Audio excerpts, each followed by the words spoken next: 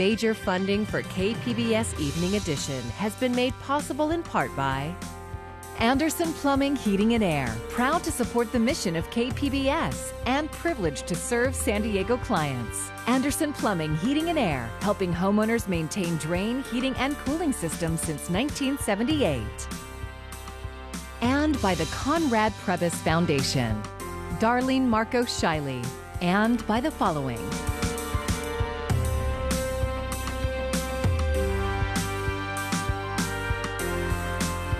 And by viewers like you. Thank you. Good evening. It's Tuesday, March 2nd. Thanks for joining us. I'm Maya Trabulsi. We begin tonight with 13 more deaths, not from COVID, but from a collision involving a semi-truck and an SUV packed with people. The accident happened near the U.S.-Mexico border in Imperial County. And tonight, 5 other people injured in that crash are being treated at local hospitals. KPBS reporter Matt Hoffman live in Hillcrest on how those survivors are doing and the latest details on what went wrong. Matt? Maya, we know that 3 of those survivors are here at UC San Diego Medical Center in Hillcrest. 2 of those survivors are at Scripps Mercy Hospitals. Now, their condition is unknown this evening, but we do know that some of those people suffered some of the worst trauma in that Imperial County accident. Now, that accident involving a big rig and an overpacked SUV just miles away from the border. This was not a Border Patrol pursuit. This is not associated with any allied agencies. We're not sure exactly what caused the collision, but there was no law enforcement involved with this incident. The California Highway Patrol says 12 people, including the driver of that SUV, died at the scene of the crash. It happened early this morning off State Route 115 near Holtville, which is very close to the U.S.-Mexico border in Imperial County. One person taken to the hospital later died from their injuries. The CHP says 25 people were inside the SUV when it collided with the big rig. The age ranges are 16 to 55 for the injured and 20 to 55 for those that passed away. Obviously, that vehicle is not meant for that many people. It's unfortunate that that number of people were put into that vehicle because there's not enough safety restraints to safely keep those people within the vehicle. There are numerous people that were ejected. Investigators say at least one of the passengers was a minor and say they are working with the Mexican consulate to identify everyone. Patients transferred to San Diego County had the worst injuries. Those were the most critically ill, the ones that were flown from the scene. The ones that came into us had injuries ranging from fractures to head injuries, life-threatening head injuries. Now investigators are trying to piece together exactly what happened. They say there was a stop sign along the road the SUV was coming from, but they don't know if the vehicle stopped or how fast either truck was going when they collided. Yeah, back out here live, we do have some new information coming from the CHP now saying that the driver of that vehicle was from Mexicali, Mexico. But in terms of where that vehicle was coming from, who was inside of it, where it was going, all that is still under investigation this evening. In Hillcrest, Matt Hoffman, KPBS News. 1 sailor is dead and 5 other service members injured in a chain reaction collision on I-5 near Camp Pendleton. It happened just before 7 this morning when 5 military trucks were traveling in a convoy on the southbound lanes near Basilone Road. An investigation is ongoing, but reportedly 1 vehicle suddenly slowed down, setting off the collisions, killing the 26-year-old male driver. His name is being withheld until relatives are notified. Some good news from President Joe Biden today on the vaccine front, raising hopes of getting back to normal sooner than we thought. This country will have enough vaccine supply, I'll say it again, for every adult in America by the end of May. By the end of May. That's progress, important progress. That is 2 months earlier than anticipated. It's the result of a partnership between 2 pharmaceutical rivals, Johnson & Johnson and Merck & Company, to speed up production. Merck is expected to dedicate 2 of its facilities to the effort. And as KPBS reporter Jacob Ayer tells us, San Diego County is making progress in getting people vaccinated.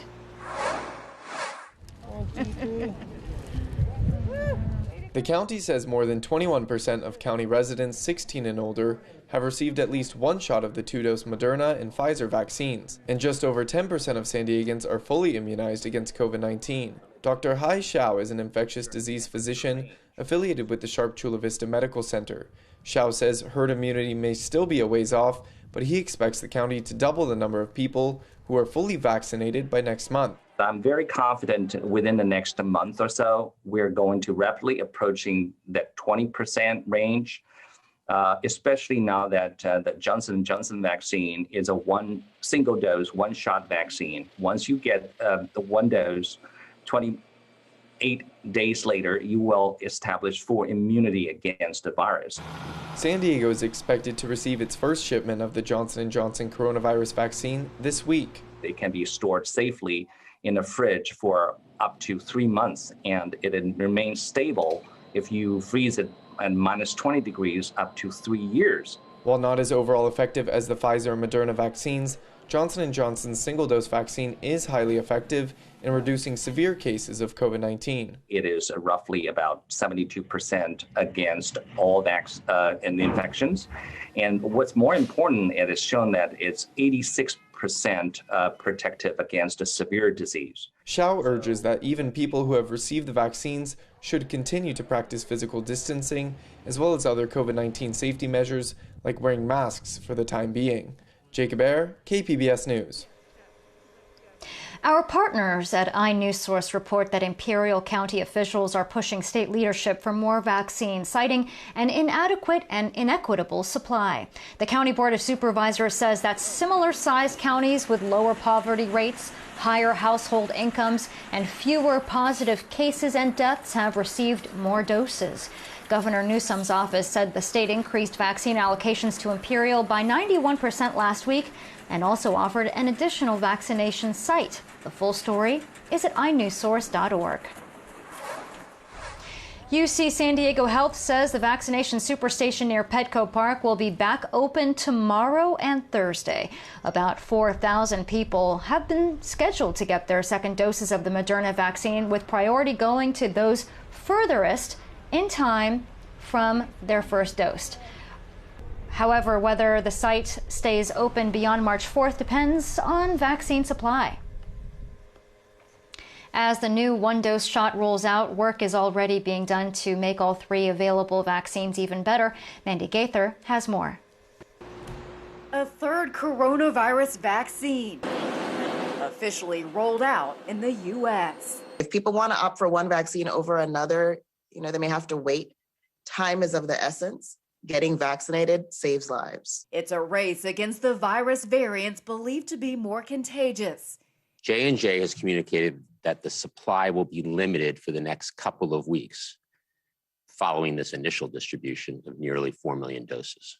Even as more shots become available, the 3 companies with vaccines on the U.S. market are working on a booster to help better protect against the virus variants. All the companies are already working on the next generation for some of these variants. While we're encouraged and we're confident in the current vaccine that we have, you've always got to be preparing for the future and frankly, for the unknowns. The latest 7-day average numbers show a slight increase in new COVID-19 cases and deaths compared to the week before. Please hear me clearly. At this level of cases with variants spreading, we stand to completely lose the hard-earned ground we have gained. Stay strong in your conviction. Continue wearing your well-fitted mask and taking the other public health prevention actions that we know work. For Health Minute, I'm Mandy Gaither. We have more information at kpbs.org. Just click on the Vaccines tab on our homepage. You'll find a searchable map with clinic locations and links to make an appointment if you're eligible.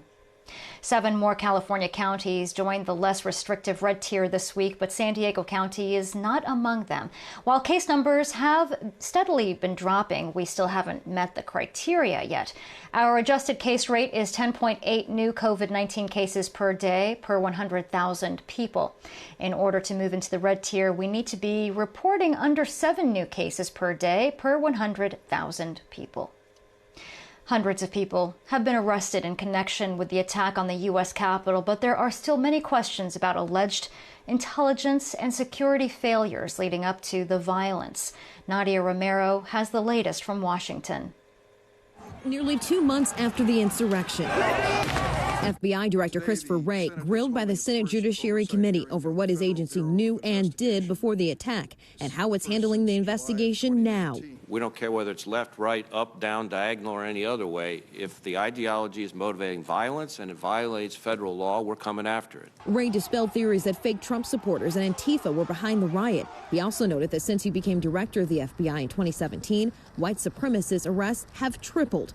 Lawmakers asked who was to blame for the security failures ahead of the insurrection. Last month, the former Capitol Police chief testified on that issue. A clear lack of accurate and complete intelligence across several federal agencies contributed to this event. But Wray argued that an alert warning of potential violence was sent out from the FBI's Norfolk, Virginia field office. That information was quickly, as in within an hour, disseminated and communicated with our partners, including the U.S. Capitol Police, including Metro PD, in not one, not two, but 3 different ways. Questions still remain about the death of Capitol Police Officer Brian Sicknick. But you have determined the cause of death. I didn't say that. We're not at a point where we can disclose or confirm a cause of death. With more questions left than answers, a bipartisan group of senators slammed Wray for allegedly stonewalling Congress in previous sessions about what the agency knew. In Washington, Nadia Romero, KPBS News. Renters throughout San Diego County can now apply for money to help pay past due rent and utility bills. The county's Emergency Rental Assistance Program is funded by over $100 million in state and federal grants. To be eligible, you must be renting and have experienced a financial hardship related to the pandemic. Households must also earn no more than 80% of the area median income. We know it's been a hard year, and we're excited about the progress we're making, but we know the impacts are going to linger for some time, and we're going to do everything we can to help folks get our economy back on track, get people made back whole, and really rebuild San Diego. The program is not open to people in San Diego and Chula Vista because those cities have their own rent relief funds. You can find out more and apply at sdhcd.org.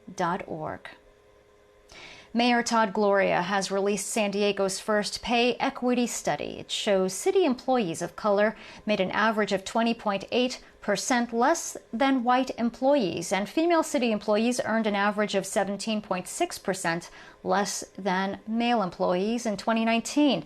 The study was conducted by a local independent data analytics firm, Analytica Consulting.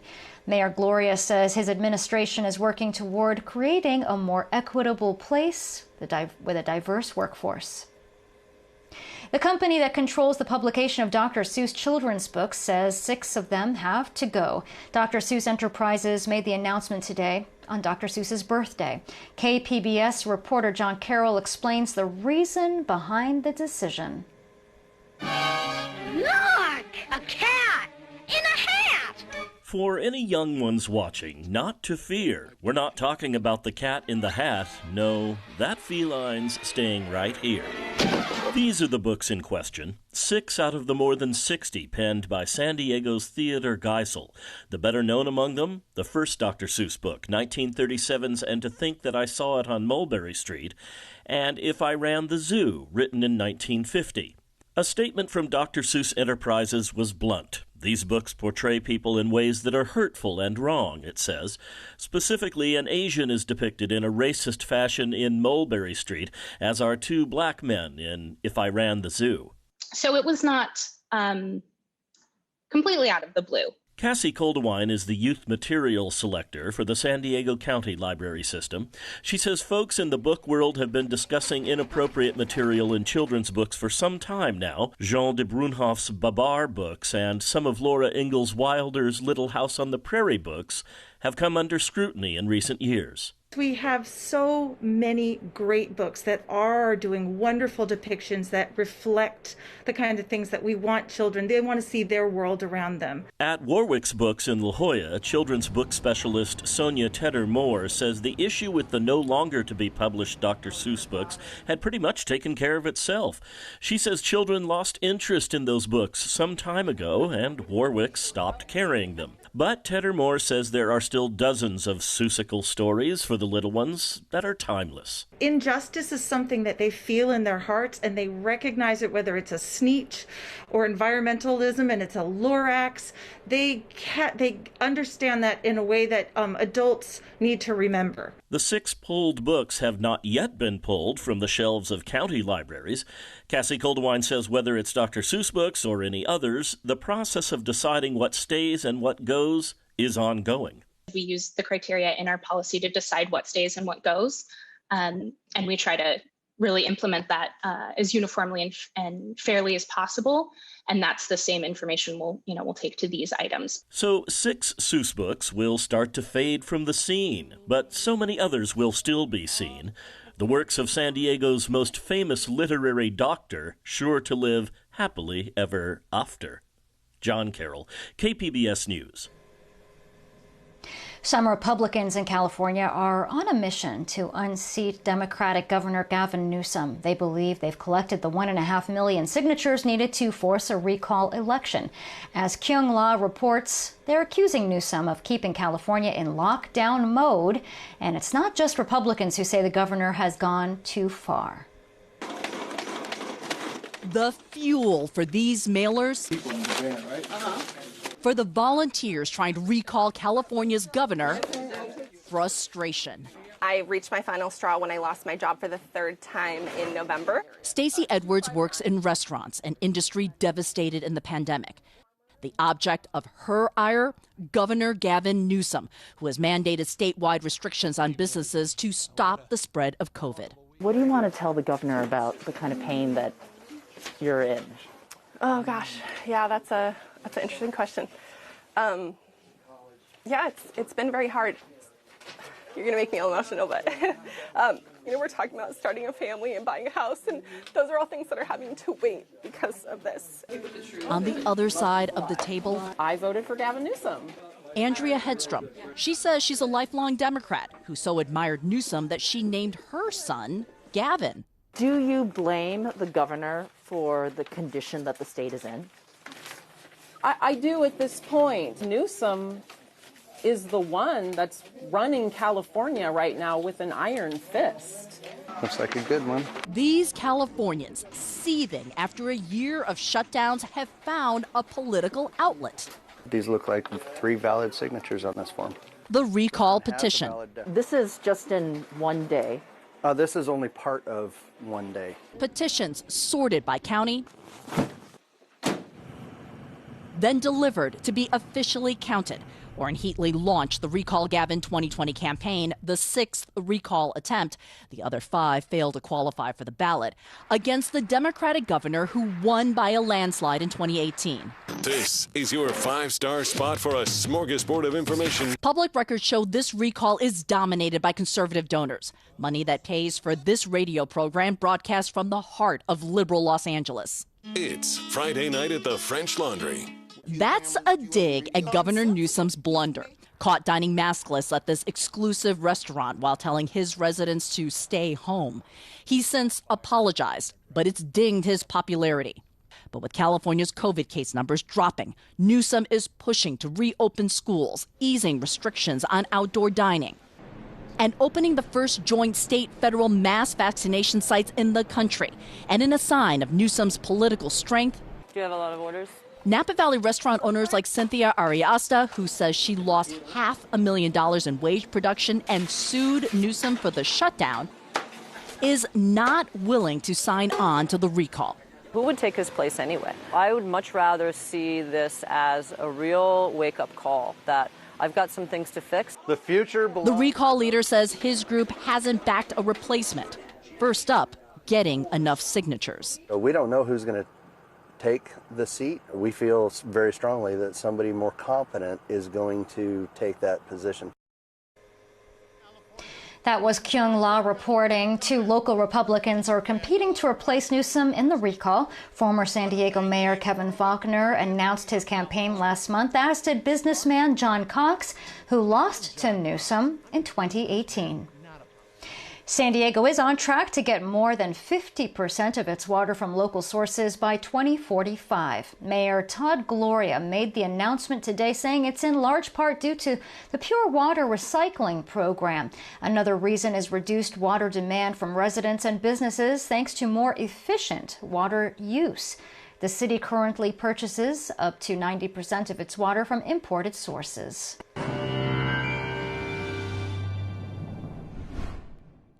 Our winds will be on the increase into Wednesday as a storm system approaches Southern California. And with that, showers will be with us, especially Wednesday afternoon into Wednesday evening. That storm's on the move, though, so already drier air returning on Thursday. Let's take a look at our weather for tonight. It's pretty quiet. Borrego Springs 44, Campo's at 36, and Mount Laguna is at 37. Near freezing, bundle up here in Ramona. El Cajon 41, Escondido 38, San Diego 51, and 40 in Oceanside. Now here it comes, our upper low. That will start to be moving east on Wednesday. Moisture's on the increase, and we'll see some showers and rain moving into the area, especially during the afternoon. So the forecast calls for wetter times coming in to Oceanside and San Diego. We'll see those showers advance into Borrego Springs. Mount Laguna clouding up, and we'll see Campo around 52. Let's go to the future radar for you. And here in the morning hours, see the wet weather is approaching, so by lunchtime, starting to see that rain moving in, and the wet weather spreads across our area during the afternoon and evening hours. Snow levels will be pretty high. As the storm progresses to the northeast, we will see some rain and mountain snow heading up towards the Four Corners, but our weather will be drying out on Thursday as that storm system pulls away. So let's take a look at our extended forecast. We see some wet weather here, maybe even a rumble of thunder on Wednesday, and then we're back to sunshine. System over the weekend may give us a touch of drizzle on Saturday. It's not going to be much. Inland areas, rain, perhaps thunderstorm. Then the sun's back. Looks nice Friday, and a cooling from that weekend system. And as we take you out to the mountains, there you see some snow there up in the high country. And looking at the end of the week, the system will be gone. It's dry. And then by the weekend, a little cooler with some gusty winds. And in the deserts, even some showers here. And over the weekend, not much happening. Temperatures dropping off by a degree or 2. And for KPBS News, I am meteorologist Mark Mancuso. An investigation is now being launched into a California plastic surgeon who attended virtual court while he was in the operating room. John Lawrence has the latest. Are you available for trial? It kind of looks like you're in an operating room right now. I am, sir. I'm in an operating room. Yes, I'm available for trial. Go right ahead. With a patient under the knife, Sacramento plastic surgeon Dr. Scott Green showed up to traffic court to contest a traffic ticket and license plate violation. I do not feel comfortable for the welfare of a patient if you're in the process of operating that I would put on a trial, notwithstanding the fact that the officer's here today. Sir, I have another surgeon right here who's doing the surgery with me, so I can stand here and allow them to do the surgery also. Not at all. I don't think so. I don't think that's appropriate. Now the California Medical Board wants to know more, saying in a statement, the board expects physicians to follow the standard of care when treating their patients. The board is aware of this incident and will be looking into it. I can't imagine any patient giving informed consent. Someone comes to me and says, well, how about I operate on you? But by the way, I got to save a little time, so I'll be in traffic court while we're doing that. No one is going to consent to that. I'm John Lawrence reporting. Twitter is taking action steps to stop the spread of false information about the COVID-19 vaccine. Officials announced a plan to flag coronavirus-related misinformation on its platform. One of the labels says this tweet may be misleading. Find out why health officials consider COVID-19 vaccine safe for most people. People who repeatedly try to share faulty data on Twitter could be banned. Scammers are trying to take advantage of people wanting to get the coronavirus shot ASAP, and that's prompting a renewed warning from federal authorities. Mandy Gaither has a closer look. The COVID-19 vaccine rollout is expanding, but getting an appointment is challenging, and scammers are taking advantage of that scarcity and desperation. It said you'll get a free vaccine, but you must be there at a certain time, and you'll get, the vaccine. It's calls like this one that are triggering a new warning from several government agencies. Watch out for texts or robocalls asking you to pay money up front to get on a vaccine list. And don't click on links in any texts or emails about fake opportunities to get the shot. Older adults are being prioritized for vaccinations. And while they are not necessarily the group that is most likely to be scammed, that honor, if you could say honor, belongs to 18 to 25-year-olds, according to recent studies. But older adults do tend to lose more money when they are scammed. A big concern is con artists demanding financial and personal information. Federal regulators warn more consumers will soon hear from crooks calling about vaccines while impersonating an insurance company or health department, so turn them away. The best advice regarding vaccines is to visit the website or call your local and state health department to find out the process for your state. Experts remind you your credit card information, bank account number, or social security number are not required in order to get a vaccine appointment. Everyone will get a shot for free from an approved provider. Because the vaccine is so new and a lot of people are thinking about it and wanting it. Some folks are even desperate to get this. We know that activities related to scams are happening. For Consumer Watch, I'm Mandy Gaither reporting. You can find tonight's stories on our website, kpbs.org. Thanks for joining us. I'm Maya Trabulsi. Have a great evening. Major funding for KPBS Evening Edition has been made possible in part by Anderson Plumbing, Heating and Air, proud to support the mission of KPBS and privileged to serve San Diego clients. Anderson Plumbing, Heating and Air, helping homeowners maintain drain, heating, and cooling systems since 1978. And by the Conrad Prebys Foundation, Darlene Marco Shiley, and by the following.